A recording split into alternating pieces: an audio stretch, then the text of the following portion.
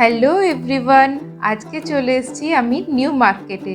তো আজকে আমার ব্লগটা মেনলি নিউ মার্কেটের এই যতগুলো ফুটওয়্যার কালেকশন, সব ধরনের ব্রাইডাল থেকে শুরু করে পার্টি ওয়্যার থেকে শুরু করে আর যেরকম স্পোর্টস শ্যুজ হলো আর বাকি সব ধরনের আমি চেষ্টা করেছি রেকর্ড করে আপনাদেরকে দেখানো। তো নিউ মার্কেট মানেই তো নতুন ডিজাইন, নতুন কালেকশন, আর অবশ্যই আমি যে দামগুলো দেখিয়ে দিচ্ছি তার উপরে প্রচণ্ডভাবে বার্গেন করা, কেন যত বার্গেন করতে পারবেন আপনি ততই সস্তায় সব রকমের জিনিস কিনে নিতে পারবেন। তো চলুন একটা একটা করে দোকানে ঢুকতে থাকি আর আপনাদেরকে বিভিন্ন ধরনের কালেকশন, ভীষণই সুন্দর, ভীষণই ফ্যাশনেবল কালেকশন আপনাদের দেখাতে থাকি। আর নিউ মার্কেট এমন একটা জায়গা যেখানে দিন তো কেটে যায় কিন্তু শপিং আর দেখা কখনোই শেষ হয় না। তো এই সময় আপনার একটা কাজ করে রাখুন, আমার এই চ্যানেলটা সাবস্ক্রাইব নিশ্চয়ই করে নিন, কেন নিউ মার্কেটের এই ফ্যাশনেবল মার্কেটটা যেটা এখনও আমাদের অনেক ঘোরা বাকি। তো আমরা অনেক ঘুরবো, অনেক দেখবো, অনেক শপিং করার জিনিসগুলো দেখবো, সব রকমের ভ্যারাইটি জিনিস দেখবো। তো এই জন্য সাবস্ক্রাইব করে রাখাটা খুব দরকার। আর আজকের ব্লগটা আপনারা এনজয় করুন, দেখুন কোন প্রোডাক্টটা আপনাদের মন মতো। তাহলে enjoy the day, enjoy today shopping.